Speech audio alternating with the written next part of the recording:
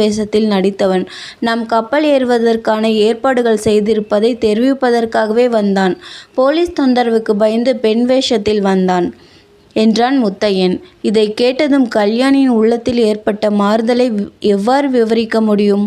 அவளுடைய நெஞ்சை அமுக்கிக் கொண்டிருந்த ஒரு பெரிய பாறாங்கல் திடீரென்று விலகியது போல் இருந்தது.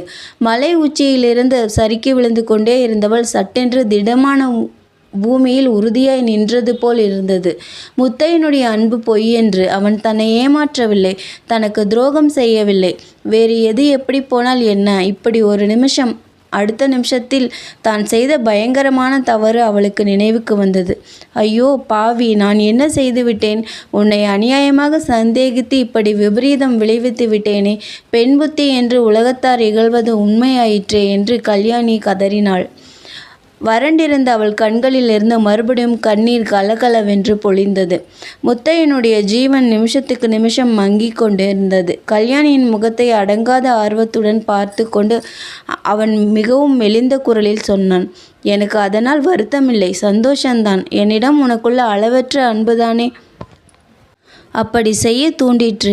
கல்யாணி, சிங்கப்பூருக்கு போவது, அங்கே நாம் சௌக்கியமாய் இருப்பது எல்லாம் நடக்காத காரியம் என்று என் மனத்தின் அந்தரங்கத்தில் ஒரு எண்ணம் இருந்து கொண்டே இருந்தது. அது நிஜமாயிற்று.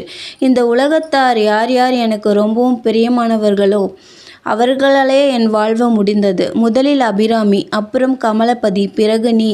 உங்கள் மூவருடைய அன்புதான் நான் பிடிபடுவதற்கு காரணமாயிற்று. இது எனக்கு எப்படி கெடுதலாயிருக்கும்? ஒரு நாளும் இல்லை. இதுதான் தகுந்த முடிவு. முத்தையனுடைய குரல் இன்னும் மெலிவடைந்தது. அவனுடைய கண்விழிகள் மேலே சென்று மறைந்தன.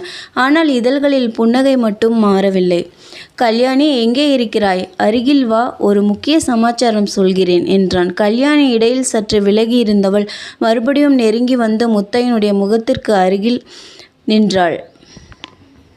அவனுடைய முகத்துக்கு அருகில் தன் முகத்தை வைத்து கொண்டு, இதோ இருக்கிறேன் முத்தையா என்றாள்.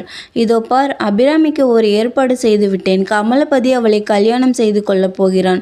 இனிமேல் நம்முடைய கல்யாணத்திற்கு யாதொரு தடையும் கிடையாது. உனக்கு சம்மதந்தானே என்று முத்தையன் முணுமுணுத்தான்.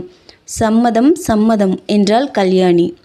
அப்படியானால் மேளத்தை பலமாக வாசிக்க சொல்ல, இதோ இப்போதே தாலி கட்டி விடுகிறேன் என்று சொல்லி முத்தையன் இரத்தமிழந்து பலகீனமடைந்திருந்த தன் 2 கைகளையும் எடுத்து கல்யாணியின் கழுத்தை கட்டி கொண்டான். அப்போது கோயிலின் உச்சிக்கால பூஜை நடந்து கொண்டிருந்தது. பெரிய மேளம் ஜாம் ஜாம் என்று முழங்கிற்று. ஆளாட்சி மணி ஓம் ஓம் என்று இசைத்தது. நன்றி. மீண்டும் அடுத்த அத்தியாயத்தில் சந்திப்போம்.